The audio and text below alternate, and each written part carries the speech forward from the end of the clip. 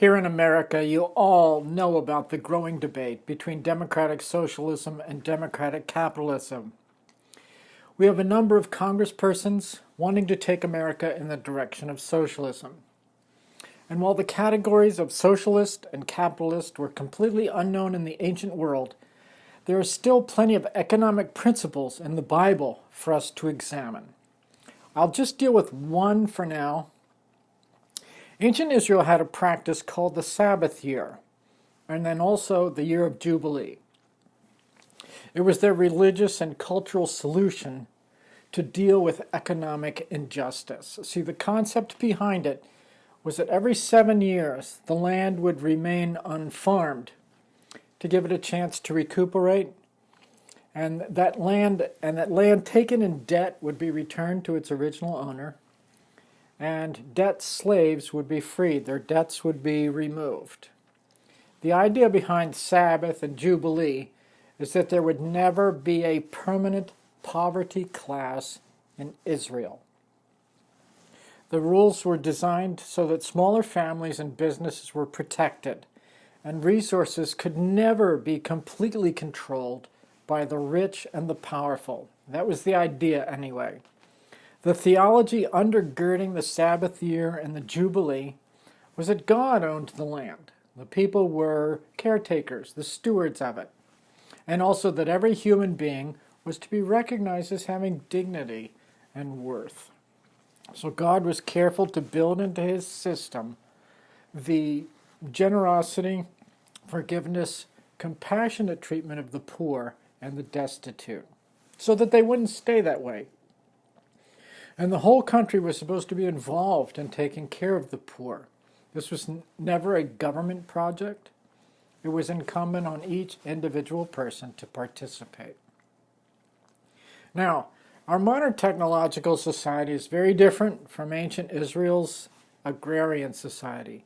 So most of the Sabbath and Jubilee teachings don't carry over to us, but there are some lessons in the principles for us. First of all, the plan was to prevent the accumulation and concentration of power and wealth in a small number of individuals. God's not against people being rich. This isn't communism. The rich didn't have to give their money away, though generosity with the poor was always considered a virtue. Instead, they had to release the poor from their debts to them, so as not to oppress the poor. As Leviticus 25:17 says, don't take advantage of each other. And so every 7 years, those debts would be released. Second, the plan, therefore, was to prevent a permanent poverty class. There was never supposed to be such a thing in Israel. The strategy was to stop economic exploitation of the underprivileged and unprotected.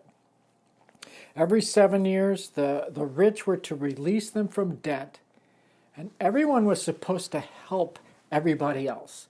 The idea was to be a caring community together. Third principle, this was not a plan to redistribute wealth, but just to prevent socioeconomic extremes and the consequent oppression. Again, this was not communism.